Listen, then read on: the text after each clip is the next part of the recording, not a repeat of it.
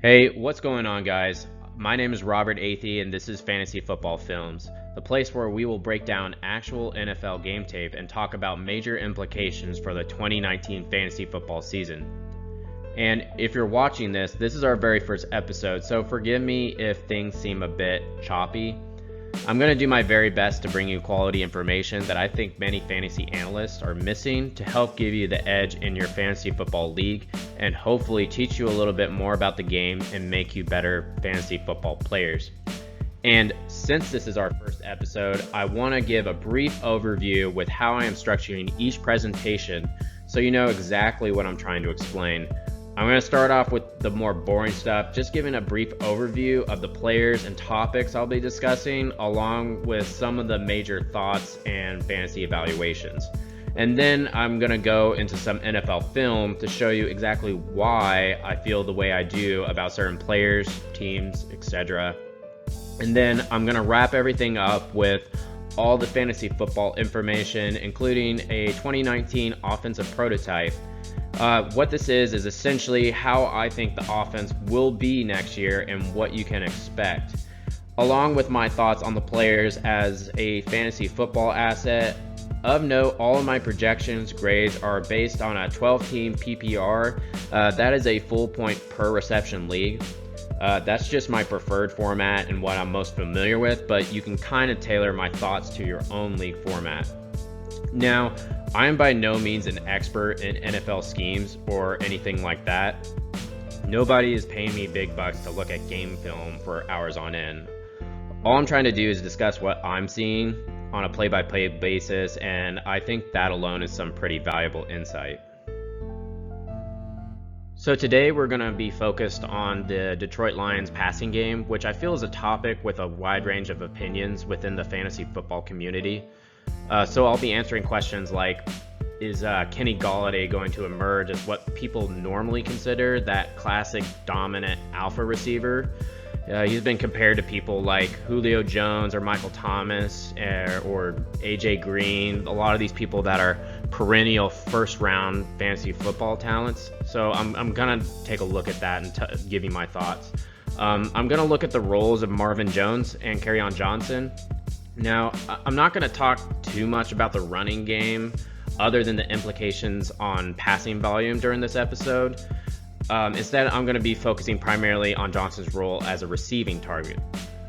And we couldn't really look forward to 2019 without looking back at 2018 and trying to unravel why Detroit's passing game didn't quite produce to the level most fantasy players have seen in recent past.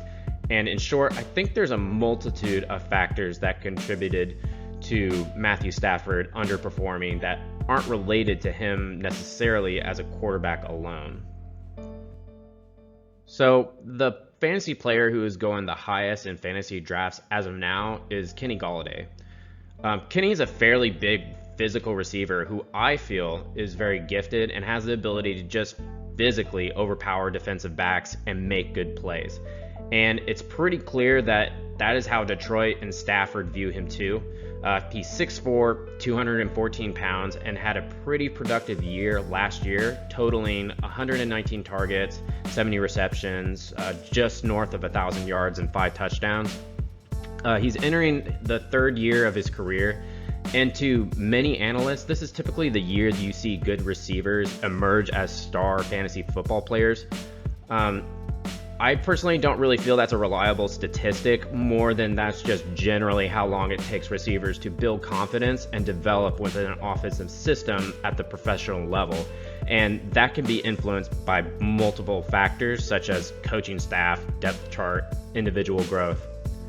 I do think it's reasonable to assume that Detroit views him as the top receiver on their team, at least from a profiles and a depth chart standpoint. And he will receive a reasonable workload as a receiver to be valuable on your fantasy team as a second or third wide receiver. Now, I currently have him rated as a mid to late fourth round pick, and the biggest issue that I have is, in short, you're drafting him at his ceiling, in my opinion. He's a safe bet to receive a lot of work and be productive with those targets, but I think people are thinking he will emerge as this dominant first round type of guy. And while he has that talent, I don't believe Detroit's passing game is designed to solely feature him as a first round fantasy draft type of asset. And I'll discuss that when we look at the film. And next is Marvin Jones, who profiles very similarly to Golladay. They're very similar receivers. He's a fairly big-bodied receiver, and he's entering his 8th year of his NFL career. He was originally drafted by Cincinnati before signing with Detroit for the 2016 season, so this will be his 4th year with Matthew Stafford. And I want you to keep that in mind as we go through the film and analysis, because it's a big deal having those years under his belt compared to Golladay, as it plays into how the quarterback wants to utilize his receivers and having confidence that they are well-refined and reliable offensive weapons. And those traits are key to utilization within a West Coast system because it relies heavily on timing and adjustments.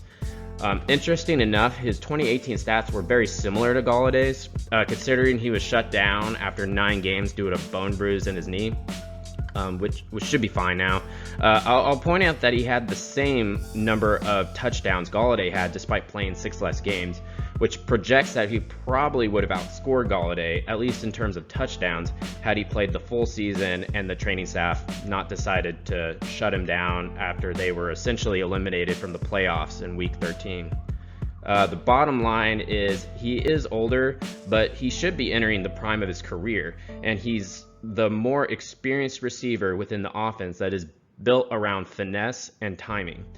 He's somebody I consider extremely undervalued in fantasy this year, despite concerns with consistency on a week-to-week basis. I decided to include Kerryon Johnson as one of the major receiving options within this discussion because he's going to play a significant role in the passing game, especially now that Theo Riddick was released this offseason. I think that's a vote of confidence by the coaching staff that Kerryon is as dynamic in the open space as we all see, and it's refreshing to see that they think this too. Or that's what you would have me believe if you follow what their offseason moves were. I believe Matt Patricia, as with all Belichick disciples, especially former defensive coordinators, have the tendency to use multi-back systems simply because they saw the success firsthand in New England with using 2 or even 3 backs. Some were even just dedicated receivers, that's my fear for Johnson, being able to return value past the 4th round. I don't think he will be able to find the end zone as much as some full-time backs, simply because he will not be utilized as a workhorse. I could be wrong, but everything in Detroit and what they have done this offseason has suggested Patricia is going to do exactly what I see a lot of Belichickians do, and that is utilize a multi-back system with Kerryon playing a dynamic passing role. So volume in the run game and touchdowns will be my biggest concern, but overall I see him as a fairly safe RB2 in PPR formats. I would probably avoid him in formats that did not value receptions. Finally, I was going to touch on Stafford from last year. He's entering the 11th year of his NFL career, and he should still be considered within his prime. Last year, as this whole episode is dedicated to explaining, was a down year for the passing game, and in all major stat categories that I use to rank QBs, he did not rank as a QB1 in any of them. Since the episode is dedicated to explaining this, I'm not going to get into the weeds other than to just say that I expect him to improve this year, which is the 2nd year under Darrell Bevell as the offensive coordinator, and be capable of producing quality wide receiver fantasy options. I did want to briefly touch on the fact that I recognize there are some other receiving options on this team, and I will mention them through the film study, but I really don't have time to dig up that much analysis on players that I believe will play minor roles in the offense. And the smaller the role, the less consistent those players are. So I decided to focus on players people are maybe investing high draft picks on this season. However, if you have specific questions, you can reach out to me on Twitter at RobFFFilms, and I'd be more than happy to give you my thoughts on any given player. So again, 2019 will be the second year under Darrell Bevell as the offensive coordinator and Matt Patricia as a head coach. And just like many defensive-minded head coaches, they value heavy volume in the running game because opposing teams can't score if they aren't on the field, and a running game extends time of possession for the offense. Another example of this coaching tendency is Mike Zimmer in Minnesota when he fired John DeFilippo mid-season last year because he wasn't dedicated enough to the ground game, which to me says that the passing volume reduction, at least statistically, was directly related to play call. Overall, the passing attack suffered for multiple reasons, partly because this was a new offensive system and unfamiliarity on the part of Stafford meant reduced confidence. It also suffered due to less than average protection. To explain some of this, let's talk a little bit about Darrell Bevell's history. Darrell Bevell comes from Seattle and was the offensive coordinator there from 2011 to 2017. The primary quarterback during that era is, of course, Russell Wilson, who was still playing well with a poor offensive line at times, primarily because he is a mobile quarterback. And that can buy extra time when protection breaks down, allowing high-value routes to develop downfield and thus making good route concepts work while perhaps disguising some deficiencies on the offensive line, at least statistically.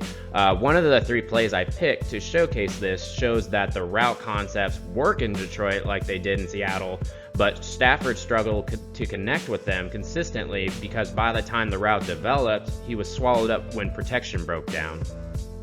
That is my main criticism I had of the offensive play calling, because while Darrell Bevell was able to get receivers open consistently, the routes just weren't able to develop because of the protection, and Stafford isn't Russell Wilson. It's not a criticism of Stafford more than it's just not the type of player he is, and Bevell should have accounted for this with the play calling. However, I understand that protection falls on the offensive line as well as Stafford to change protections at the line to maximize time for those valuable route concepts to develop downfield. So, of course, you really can't put any blame on anyone without knowing what's happening behind the scenes. This is all to say that if protection can improve from a scheme standpoint, I think that has potential to bump up the fantasy value of Lions receivers. There was also a rumor that Stafford was playing hurt most of the year, which could be true, but regardless, I do expect that another year under the current offensive system should see improvement, despite him losing Golden Tate, who is the receiver Stafford relied upon to run precise timing routes. All the plays I chose to feature were from Detroit's Week 4 matchup against the Cowboys. I felt this was the best timing to discuss what the passing game looked like last year, to show how the offense worked, what didn't work, and to minimize any rumor about Stafford playing hurt later in the year.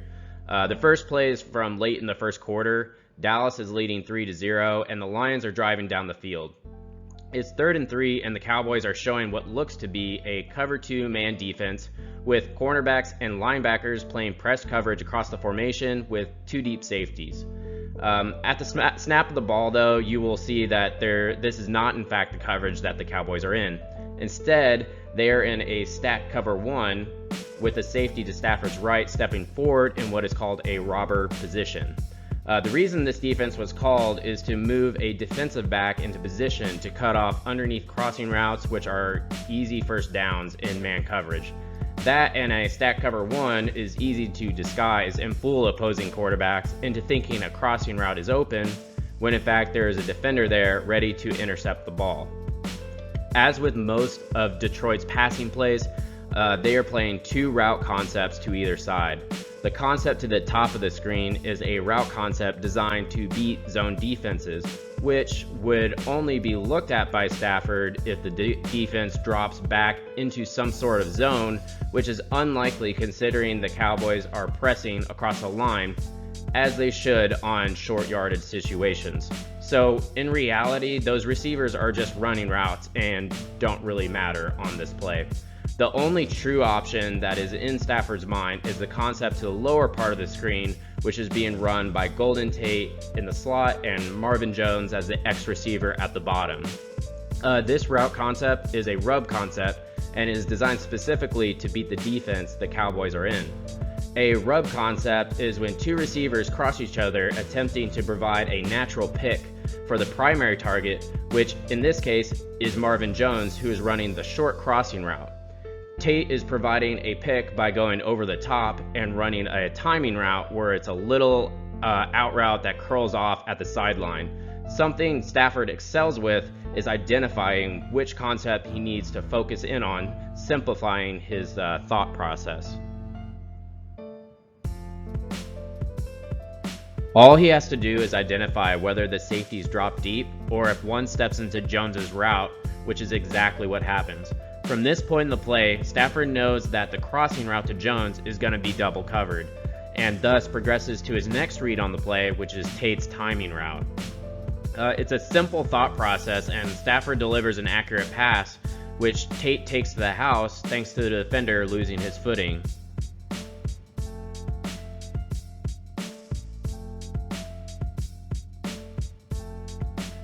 To the Cowboys' credit, they called and played a good defense on this play. They eliminated the primary read, disrupted Tate's timing route, and forced Stafford to throw to the most difficult completion on the play. It's unfortunate the defender lost his footing, and it really is the only reason Tate was able to score on this play. I know this is a pretty simple cut and dry read, but it shows that Stafford has the ability to make difficult throws and sets a template for his thought process. He's going to identify the appropriate concept and progress to the next read when the coverage takes away his top option.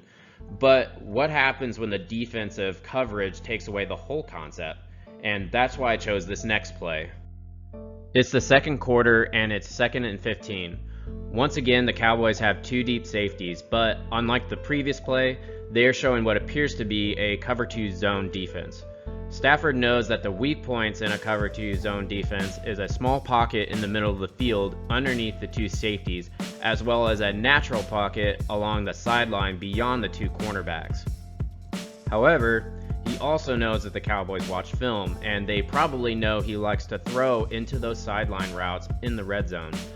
Dallas would have to account for this by spreading the safeties out wide, and to do this, they call a zone defense referred to as the Tampa 2 zone defense. In the red zone, the deep coverage gets compressed, so essentially Dallas is playing cover 3. This is for multiple reasons. First, like I said before, the safeties are able to play wider, taking away the corner of the end zone. Second, it drops a linebacker into coverage as a robber to take away a route that would try to sneak up the middle or cover a route that was designed to attack cover 2 in the red zone. Fortunately, Detroit has called a great play for both of these situations.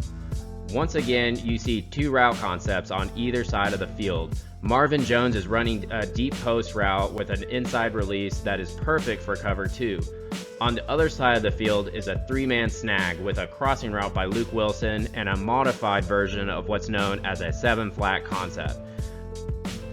This concept is designed to attack cover 3 and Tampa 2 should Dallas alter their zone post snap, which they do.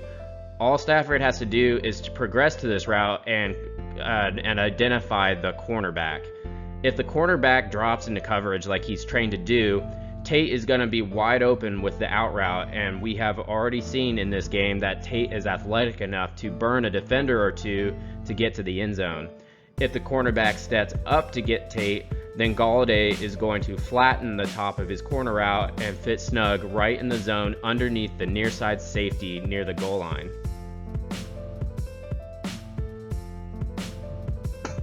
When the ball is snapped, it isn't apparent right away that Jaylon Smith is dropping in coverage. So Stafford looks to Marvin Jones. Stafford's eyes down the defender, either trying to see if he's going to drop or Dallas is indeed in cover 2. What I think is partially happening here is Stafford knows what defense they are in or are about to be in and is attempting to freeze Smith long enough to open a window to deliver to Jones over the middle. It's just my thinking that if you know what defense is being run, to move to the next concept that is designed to beat it, to keep the ball moving, which is also easier said than done mid-play. It's just two schools of thought. But as we can see, the safety is in good position to defend Jones, and as expected, the cornerback on the opposite side dropped back into coverage and is 5 yards from Tate with bad leverage. Once Stafford realizes that the post route isn't open, rather than moving to the next concept, he checks down to the running back in what is effectively conceding on the play and setting up an eventual 3rd and long, while Tate is kind of standing in the middle of the field saying, "Hey, I was open." I chose this play because I think it shows what Stafford's passing checklist is. He identifies the route concept. He will try to make it work or check down to the next read within the same concept if there's another receiver. If this fails, he will hit the check down, which is usually the running back. Ideally, you would want the quarterback to progress to the other concept being run, but this being a new offensive system, inconsistent protection, Stafford may not have the confidence or familiarity with the system to enable him to look on the backside and identify Tate. He chose the safe option and checked down, and for that, I really can't blame him for. The final play I wanted to show harps on what I was mentioning earlier with Darrell Bevell and the play calling. There's just over a minute to go in the first half, and Detroit is in their 2-minute offense. It's 1st and 10, and Dallas is showing a pretty clear cover 3 zone defense, and this time, this is actually the defense that they are running. It's not a strict cover 3 as much as it's a condensed prevent defense designed to give up underneath routes while providing good deep coverage. Detroit has called a play that once again features a 3-receiver formation that is running 2 seam routes on either hash and a deep dig being run by Marvin Jones designed to sneak behind the second layer defenders. While the 2 seams work well to stretch the cover 3 zone, the only real route Stafford has to consider is the dig and the crossing route from Golladay.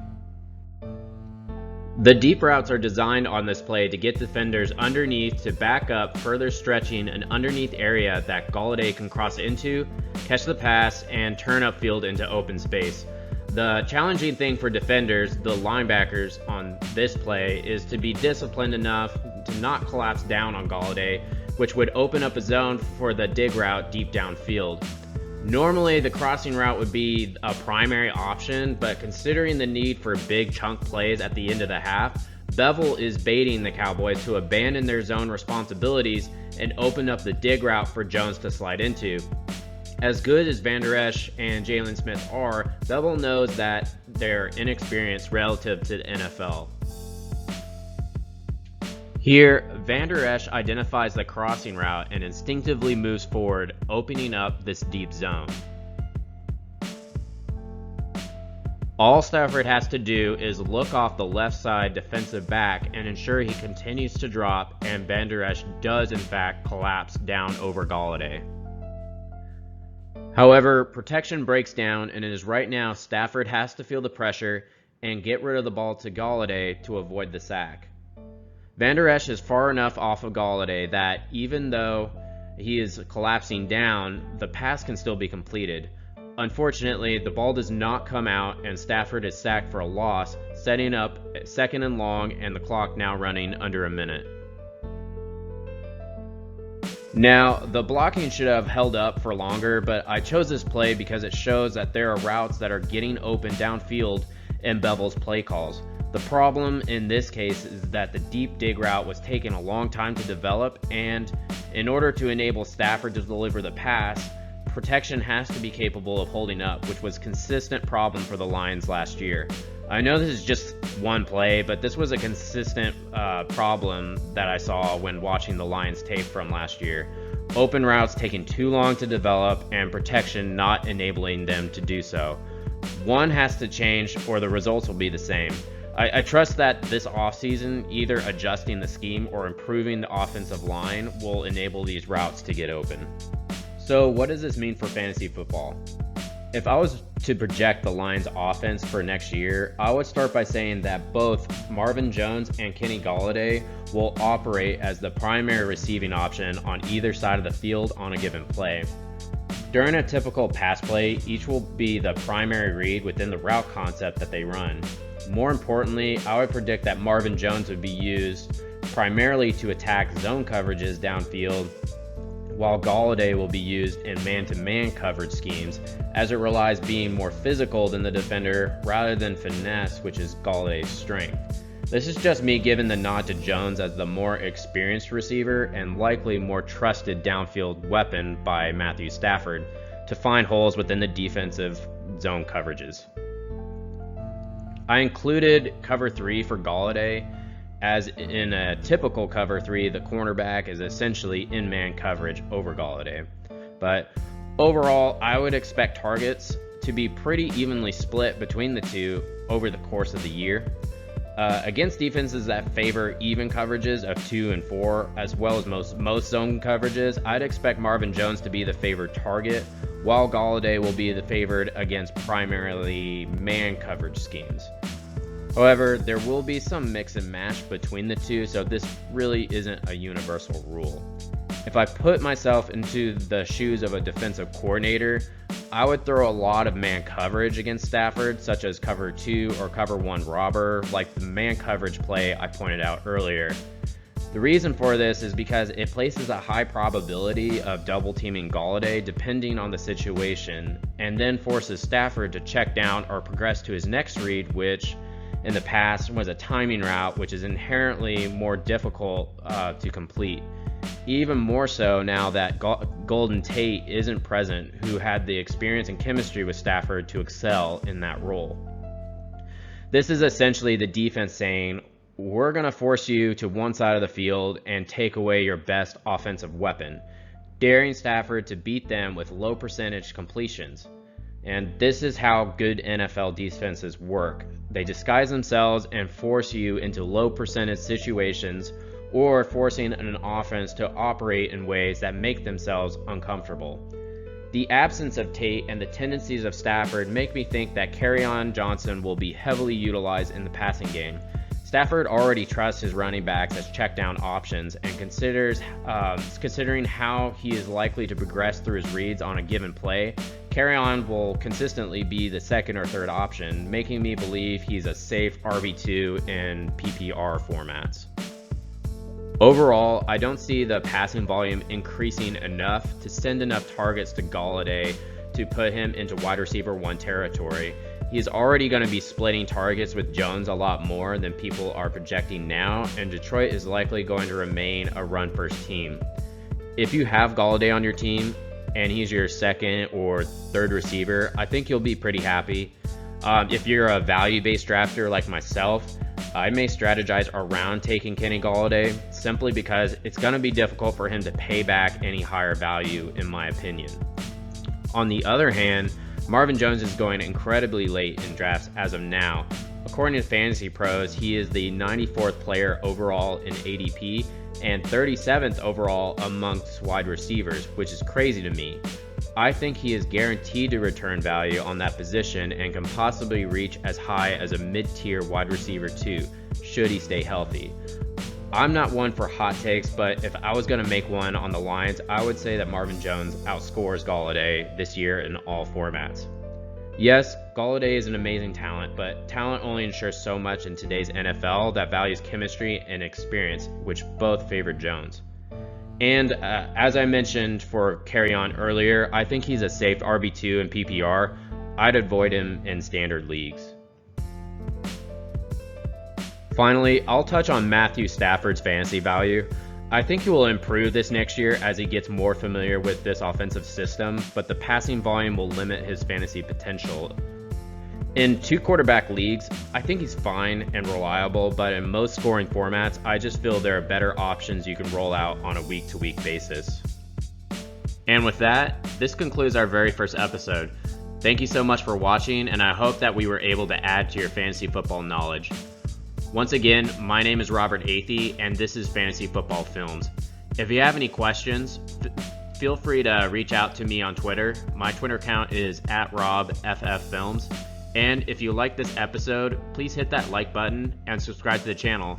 I'm planning to try to release new videos every week and continue throughout the NFL season. And once again, thanks for watching.